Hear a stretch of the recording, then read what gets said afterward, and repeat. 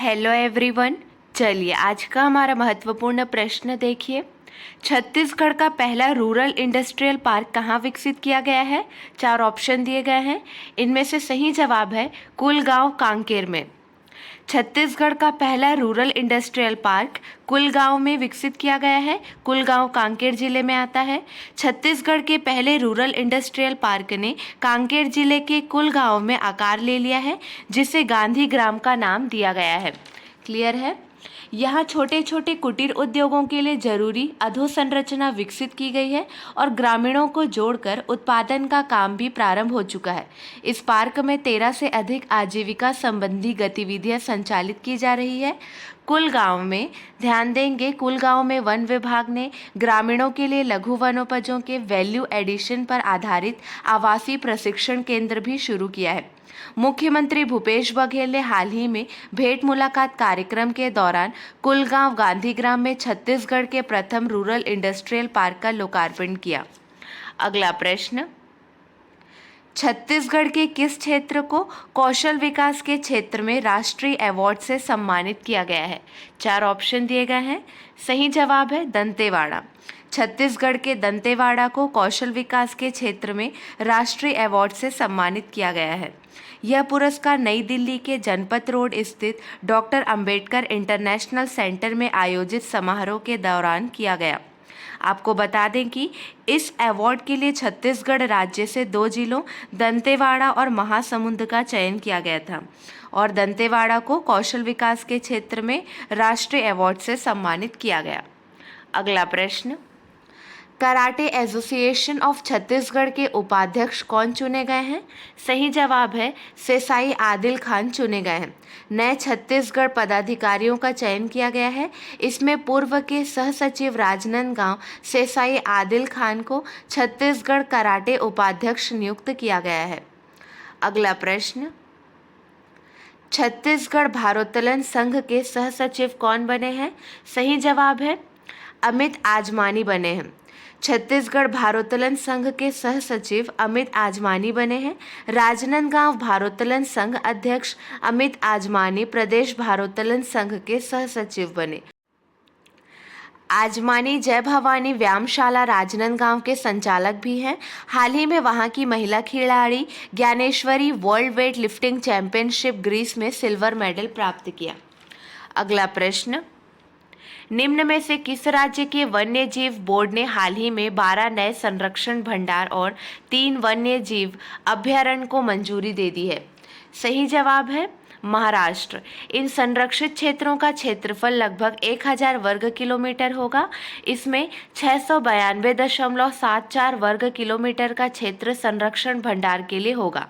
निम्न में से महाराष्ट्र राज्य के वन जीव बोर्ड ने हाल ही में 12 नए संरक्षण भंडार और 3 वन्य जीव अभयारण्य को मंजूरी दे दी है।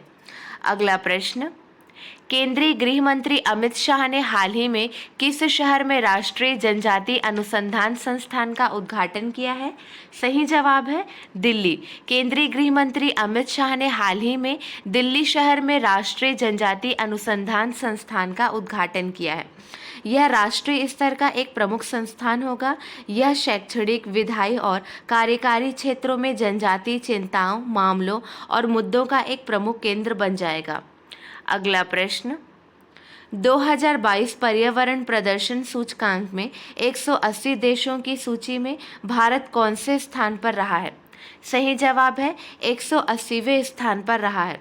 2022 पर्यावरण प्रदर्शन सूचकांक में 180 देशों की सूची में भारत 180वें स्थान पर रहा है। येल और कोलंबिया विश्वविद्यालय के शोधकर्ताओं द्वारा यह सूचकांक जारी किया गया है।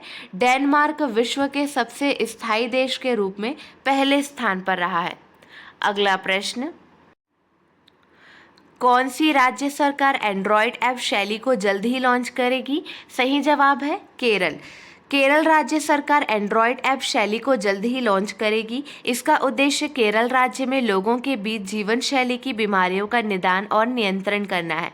ऐप को नव केरल कर्म योजना के तहत स्वास्थ्य विभाग द्वारा शुरू की गई है।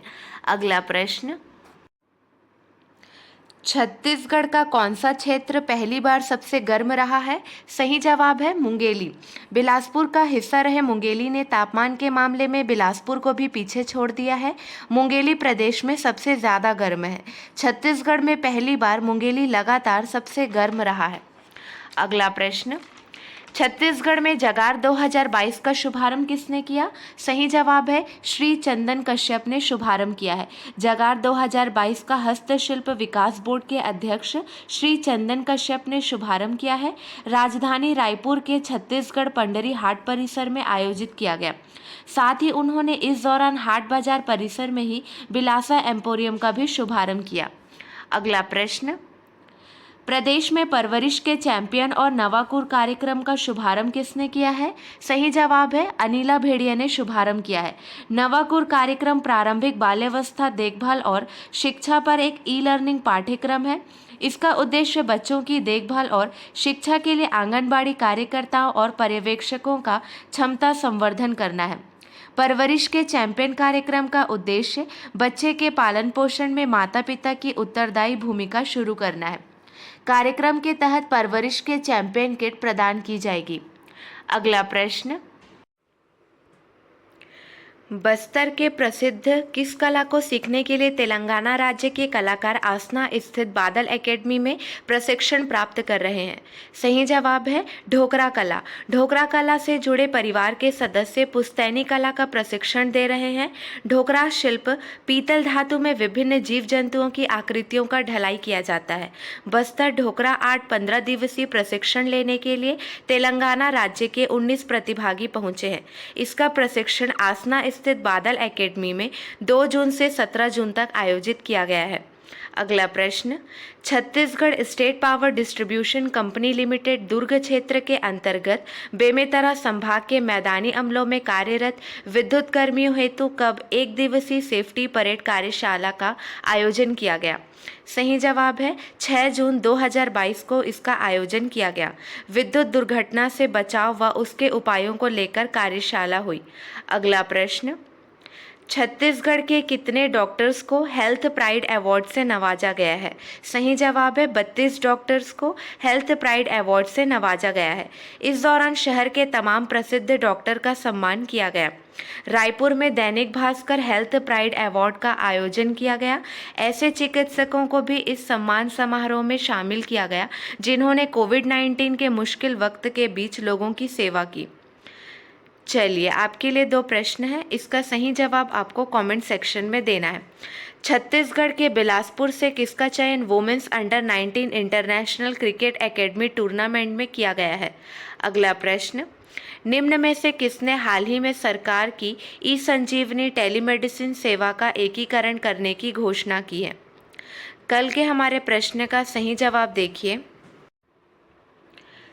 छत्तीसगढ़ भोरमदेव सहकारी शक्कर कारखाना रामहेपुर कवर्धा पेराई सत्र 2021-22 में सर्वाधिक 11.8% रिकवरी के साथ पूरे देश में कौन से स्थान पर है? सही जवाब है दूसरे स्थान पर। भोरमदेव सहकारी शक्कर कारखाना रामहेपुर कवर्धा पेराई 2021-22 में सर्वाधिक 11.8% रिकवरी के साथ पूरे देश में दूसरे स्थान पर रहा। इस उपलब्धि से यहाँ के 11,218 किसानों को 66.70 रुपये प्रति क्विंटल का अतिरिक्त लाभ प्राप्त होगा। अगला प्रश्न, निम्न में से किसने हाल ही में बाजार नियामक भारतीय प्रतिभूति और विनिमय बोर्ड सेबी के पूर्णकालिक सदस्य का कार्यभार संभाला है? सही जवाब है अश्वनी भाटिया ने कार्यभार संभाला है। अश्वनी भाटिया ने हाल ही में बाजार नियामक भारतीय प्रतिभूति और विनिमय बोर्ड के पूर्णकालिक सदस्य का कार्यभार संभाला है। वे पहले राज्य के स्वामित्व वाले भारतीय स्टेट बैंक के प्रबंध निदेशक थे। चलिए, आज के लिए बस इतना ही। अगले वीडियो में मिलेंगे नए प्रश्नों के साथ।